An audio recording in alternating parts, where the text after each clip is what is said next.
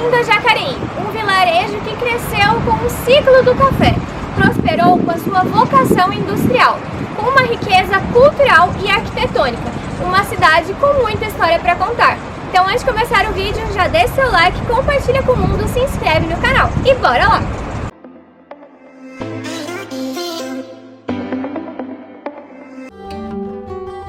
Jacareí iniciou seu povoamento em 1652, com o nome de Nossa Senhora da Conceição do Paraíba. Antigo caminho para as Minas Gerais, Jacareí passou de humilde pousada colonial de tropeiros para a cidade progressista com café no Vale do Paraíba.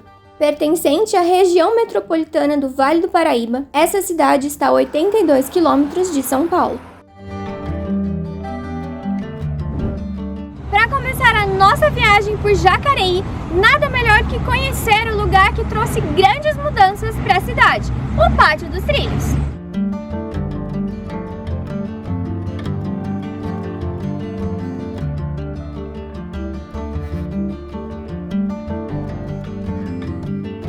Em 1876 foi inaugurado a linha férrea de Jacareí, que tinha como finalidade o transporte do café.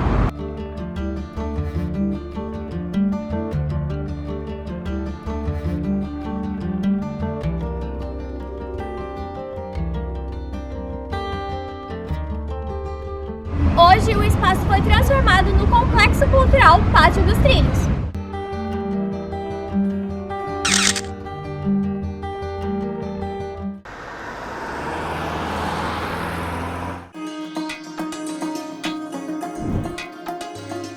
Jacareí é uma cidade que respira cultura e a prova disso é o Museu de Antropologia do Vale do Paraíba. Bora conhecer?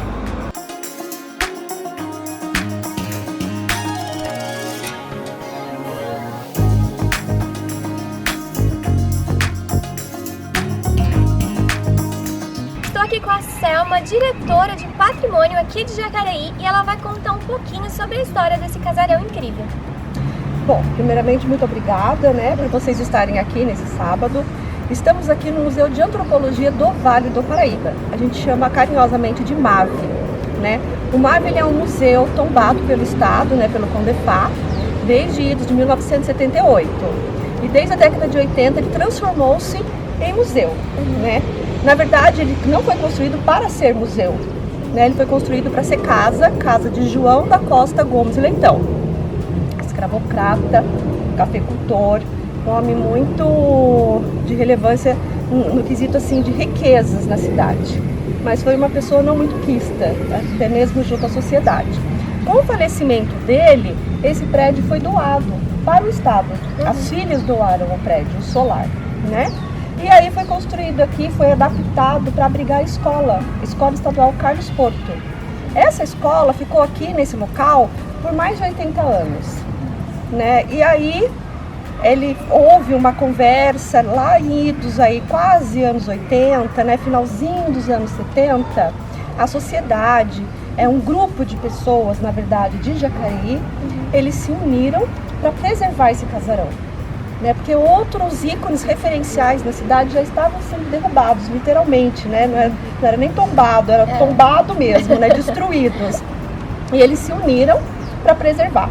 E aí, quando foi feito esse dossiê, eles tiveram a ideia de transformar esse espaço em museu, Então, assim, desde a década de 80, ele tornou-se museu. E o quintal aqui, que é o nosso quintal, depois você mostra, é a Escola Carlos Porto. Então, a escola, na verdade, ela ficou no pátio do MAV. Ela continua no espaço. Ela continua no espaço. Esse casarão ficou fechado, isso lá nos anos 80, para reforma. E aí, para dar essa continuidade de museu, as exposições elas foram para a rua. Foi feito um museu de rua. Então as exposições elas ficavam em cavaletes pelas ruas espalhadas da cidade.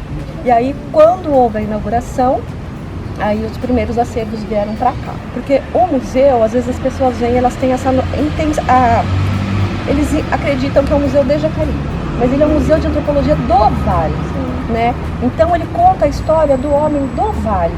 E isso que é muito importante, é a nossa missão, uma das missões do museu. Além de contar a história do homem vale paraibano, os povos originários, indígenas, afrodescendentes. Então a gente contar toda essa trajetória, né, dos saberes, dos fazeres, dos pensamentos, dessa transição do homem ao longo das décadas aí, junto ao nosso Vale do Paraíba, né? Então, assim, quando a gente pensa nas nossas exposições, a gente pensa dentro desse contexto, né? Porque a gente entende que quando as pessoas vêm para esse museu, elas vêm para ter uma experiência. Então, às vezes, a gente vê, principalmente criança, né? Eles vêm encantados com os prédios, né? Porque é totalmente diferente, principalmente crianças que às vezes não têm muito acesso a outros museus, né?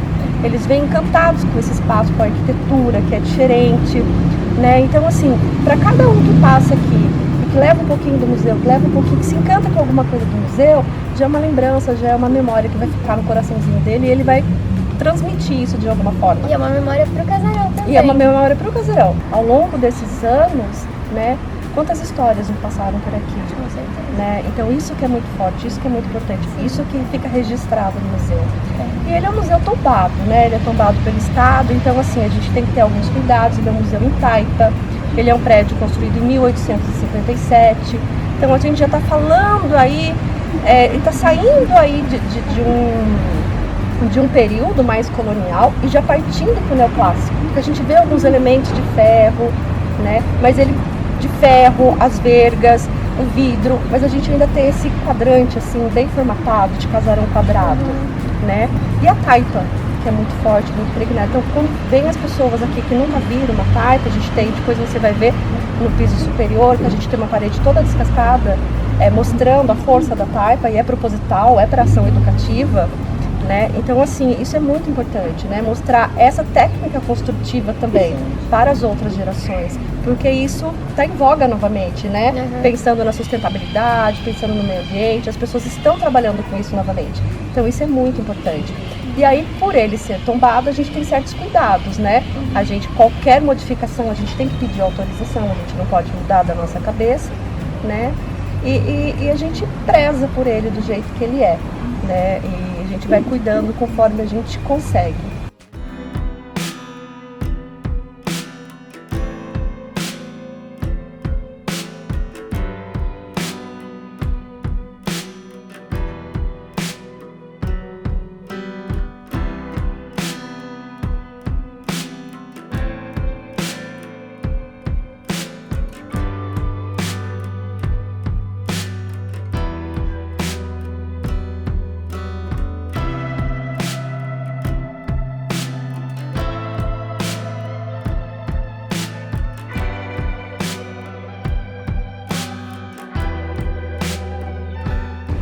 Estou aqui com a Cláudia, arqueóloga do museu, e ela vai falar um pouquinho sobre esse trabalho lindo e sobre algumas peças que você encontra aqui no museu. Olá, né? Como a Maria Angela já falou, sou arqueóloga, trabalho aqui já há uns 20 anos. E nesse tempo todo a gente tem alguns trabalhos que foram bem significativos aqui, né, para a cidade. Nós temos em média hoje 10 sítios arqueológicos que foram pesquisados. De 8 deles a gente tem material aqui no nosso acervo, e 5 deles, né, que são mais antigos, são relativos às antigas ocupações aqui do Vale do Paraíba, ocupações indígenas, tanto de grupos Tupi-Guarani quanto do Grupo Aratu, que era desconhecido até um certo tempo atrás, né? O Tupi-Guarani já é mais comum, né? É mais conhecido, mais falado, mas o Aratu aqui na região não era tão estudado. Nós temos em torno aqui de 400 mil objetos, mas quando a gente fala de objetos, a gente não fala só de objeto antigo, a gente fala também em fragmentos. A maior parte desse material são fragmentos, porque é muito difícil a gente encontrar a peça inteira na Terra. Com o tempo, a ação do tempo, vento, água, às vezes você está trabalhando em fazendas, você teve gado passando em cima, arado, então isso tudo vai se desmanchando. Então quando a gente vai para campo fazer a pesquisa, esse material está todo fragmentado. Mas a gente ainda conseguiu recuperar muita coisa e já fizemos várias exposições aqui no museu, já levamos exposições para escolas, para outras cidades, outros museus, né, cidades também do Vale, do litoral, fora as ações educativas que a gente também faz periodicamente, sim, tanto aqui quanto em outras instituições. Trabalho mesmo com crianças, com estudantes, que eu acho que isso é bastante importante, né? Porque não adianta a gente fazer toda essa pesquisa, ter esse material no nosso acervo e não devolver para a comunidade. A comunidade tem o direito de conhecer a sua história. E só vai conhecer através dessas ações. Eu tenho uma amostragem aqui, né? Nós estamos sem uma exposição hoje no museu, mas tem algumas peças aqui de sítios da região. Nosso acervo aqui, além de peças da região do Vale do Paraíba, nós temos também algumas peças de Tocantins, do Mato Grosso, que são parcerias que a gente faz com empresas de arqueologia. Então esse material acaba vindo para cá e a gente fica com a guarda permanente do acervo até que o local tenha condições de receber, né, de volta. Porque eu acho que é importante que eles voltem para o local de origem. A história deles, né? A história deles também, né? Então é importante que as pessoas dali elas saibam dessas pesquisas que aconteceram. Porque às vezes sai da região, vem para cá e as pessoas já nem sabem o que aconteceu. Né? Então tem assim uma variedade aqui, por exemplo, a gente tem um copo cerâmico, comentei no começo, do grupo Tupi-Guarani. Essa é uma tigela Tupi-Guarani. É uma coisa bem característica do grupo, assim. Quando você está num sítio arqueológico e encontra algum fragmento, por exemplo, pintadinho assim de vermelho, branco e preto, provavelmente é Tupi-Guarani, porque é uma característica do grupo. Tanto a forma quanto essas pinturas. O branco, listrinhas pretas, né, e faixas vermelhas. Tanto em tigelas quanto urnas funerárias. A gente não tem aqui, mas existem casos em alguns lugares de urnas funerárias muito grandes, toda pintada. É comum também que a gente encontrar sítios, né, nesse tipo de sítio arqueológico, as lâminas de machado. Tá? Então vocês imaginem que só essa peça foi encontrada, uma peça de pedra, que foi polida para que chegasse à forma e para ser usada em cortes de árvores, em fabrico de canoas. Os Tupi-Guaranis, eles eram grandes navegantes, então também é uma peça bem assim, característica desses grupos. Principalmente a gente, lembrando que a gente tem o Paraíba aqui, né, que era navegado, e esses grupos eles se utilizavam disso. Essas duas peças são da região, essa aqui é de Jacareí, essa aqui é de Canas. E essa peça aqui que é muito bacana, que é um tembetá. Ele é um adorno labial. Tá? Essa aqui é matéria-prima, é um quartzo verde, a gente não tem na região. Foi encontrado uma fonte de matéria-prima no litoral, em Ubatuba. Então, quer dizer, os caras saíam daqui para buscar matéria-prima para fabricar uma pecinha dessa. Que interessante. Isso mostra o quanto ela era importante, né? O que ela significava para o grupo. Tá? É um adorno que o menino ele recebia quando ele passava da fase de criança para adulto. Então, isso aos 12 anos de idade, 13 anos, que era quando ele assumia esse papel de homem dentro do grupo. E todos eles eram furados assim, o queixo, faziam um furinho no queixo, e ganhavam, né, uma pecinha dessa em madeira, depois em pedra branca, marrom, até chegar na verde. Que aí mostrava o status dele ali dentro, né, qual era o nível dele ali dentro do grupo. Sim. Esse aqui também é aqui de Jacareí. Tá? E essas pontas de flecha, que também são comuns de encontrar, mas assim, nesse caso específico, ele não é da região, tá? É de uma cidade de Ribeirão Grande, São Paulo, e que tem em torno de 5 mil anos essas pecinhas aqui. Aqui a gente tem em torno de 400, 500 anos. São peças mais recentes. Essas peças são de grupos caçadores-coletores, que eram grupos grupos pequenos, de 20, 30 pessoas, que eles saíam em busca de alimento. Eles não se estabeleciam num local só. Né? Então eles não tinham cabanas, eles viviam atrás da caça da pesca. Por isso que a gente encontra esse material, é pedra lascada. Aqui a gente já fala de grupos sedentários. Né? Eles já tinham as aldeias, já tinham as ocas, local de enterramento, local de plantio, que era próximo à aldeia. Então são grupos de períodos distintos. Né? E a arqueologia também, né, ela não trabalha só com os povos pré-coloniais. A gente trabalha também com a arqueologia, que a gente chama de arqueologia histórica, né, que a gente trata de ocupações períodos posteriores, depois da chegada do europeu, do estabelecimento, né, dos portugueses, dos aldeamentos, que já tem uma configuração diferente das aldeias, você já tem contato do europeu ali com os indígenas, antigas capelas, fazendas, até fábricas, a gente tem arqueologia industrial também, né? E aí a gente tem o caso de um cachimbo. Esse cachimbo ele é já do período colonial, ele é do litoral norte, 1700, alguma coisa assim. E aqui a gente já tem os traços assim de 3 culturas, né? Você tem o europeu, você tem o africano e você tem o indígena. Tá? Então já é bem posterior a essa datação aqui. Legal. Uma curiosidade pessoal que provavelmente deve ser de muitos que estão assistindo a gente. Como que você consegue identificar o ano de cada peça, mais ou menos assim?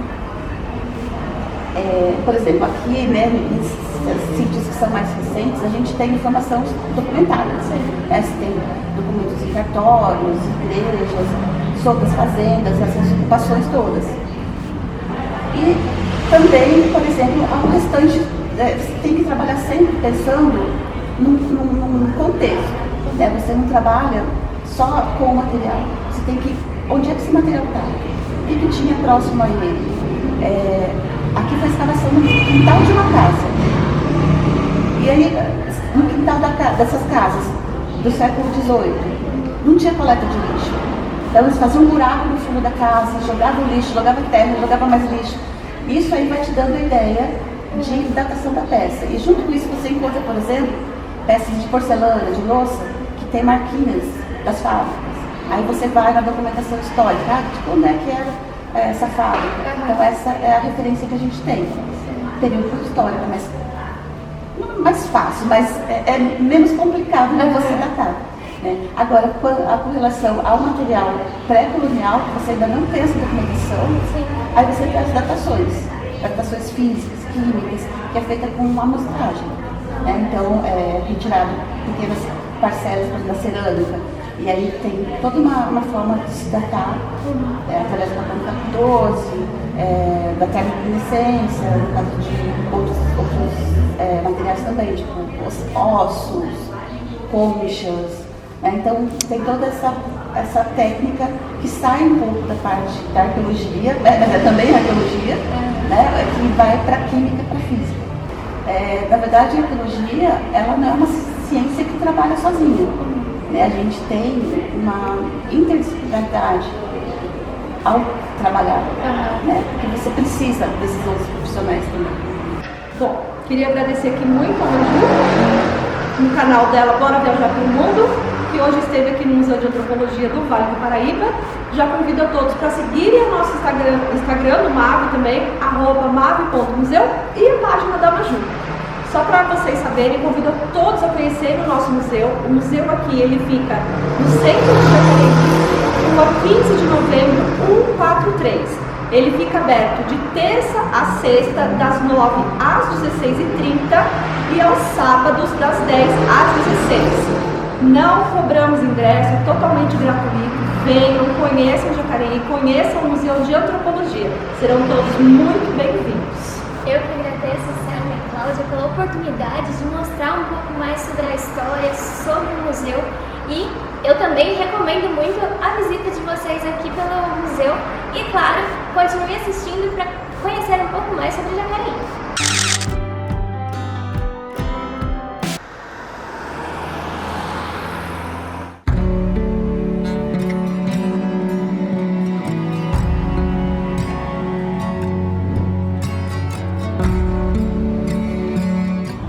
A cidade possui prédios religiosos de imenso valor histórico e cultural para a cidade, formando um circuito religioso, começando com ela, a mais antiga da cidade, a Igreja Matriz de Jacareí.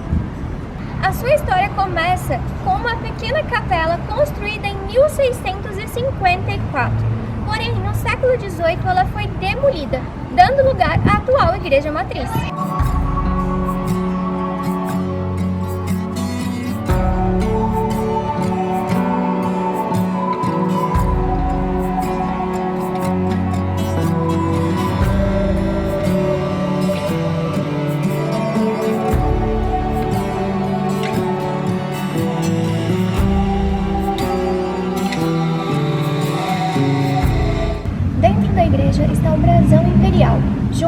bandeiras do Brasil e do Vaticano.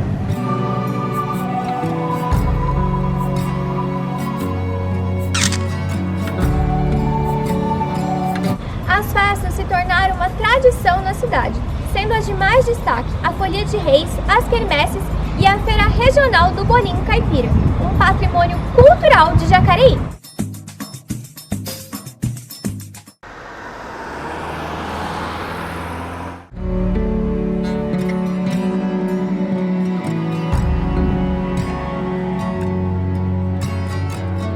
A Igreja do Rosário já existia na primeira metade do século XIX. Foi levantada por escravos em estilo colonial português. Porém, foi demolida no início do século XX, dando lugar a uma nova igreja, finalizada em 1920. Em 2020, a igreja passou a ser responsabilidade da prefeitura da cidade, que a transformará em um museu de arte sacra.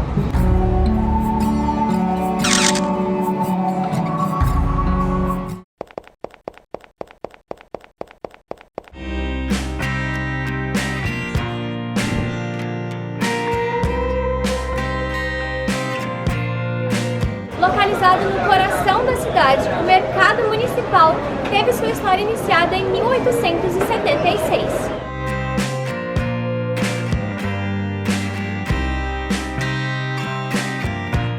Porém, o prédio antigo foi demolido, dando lugar ao atual prédio do mercado, inaugurado em 1962.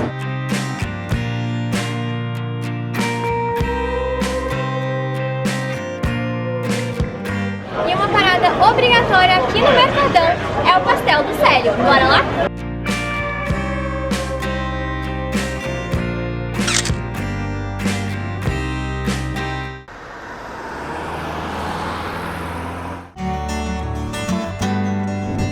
Agora estou no Parque da Cidade de Jacareí, que foi inaugurado em 2009. Bora lá conhecer?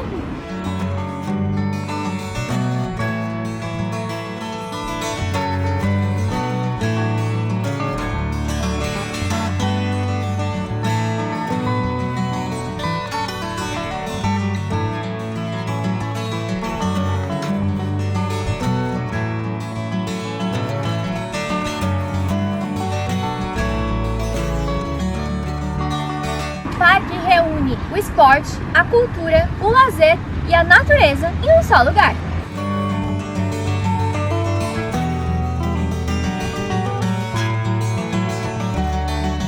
Ele é palco de grandes eventos, como a comemoração de aniversário da cidade.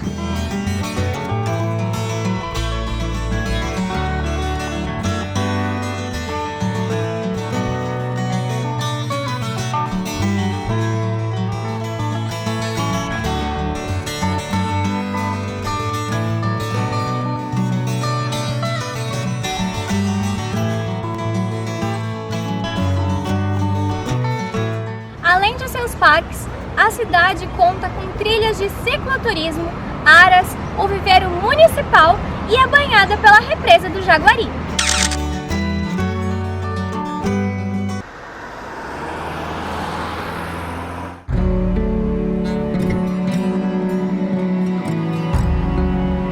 Continuando o circuito religioso de Jacareí, temos a Capela de São Sebastião do Avareí, construída em 1745 pelos padres jesuítas.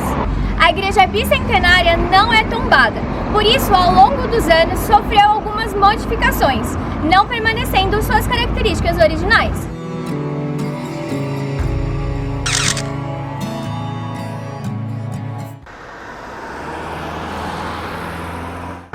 Bem-vindo ao Teatro Municipal de Jacareí!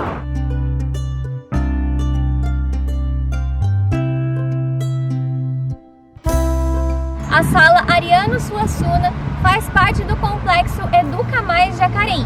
É considerado por muitos como o cartão oficial da cidade e ainda conta com uma programação cultural rica.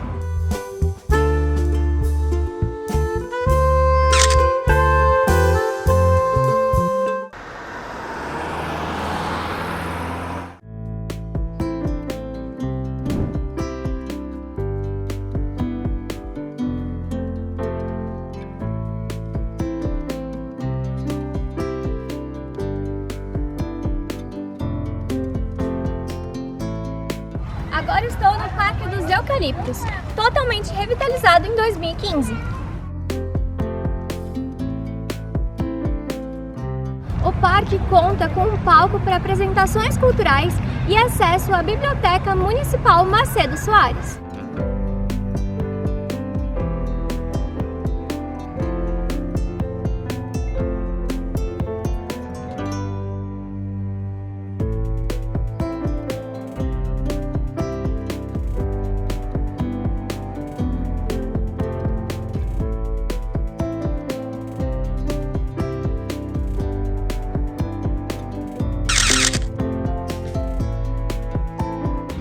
Uma cidade que preserva sua história e suas tradições, com um incrível ciclo religioso, que respira cultura e natureza. Esta é Jacareí. Espero que você tenha gostado da nossa viagem por essa incrível cidade. Então já deixa o seu like, compartilha com o mundo, se inscreve no canal. Eu sou a Maju Veneziane e bora fazer as malas e botar o pé na estrada?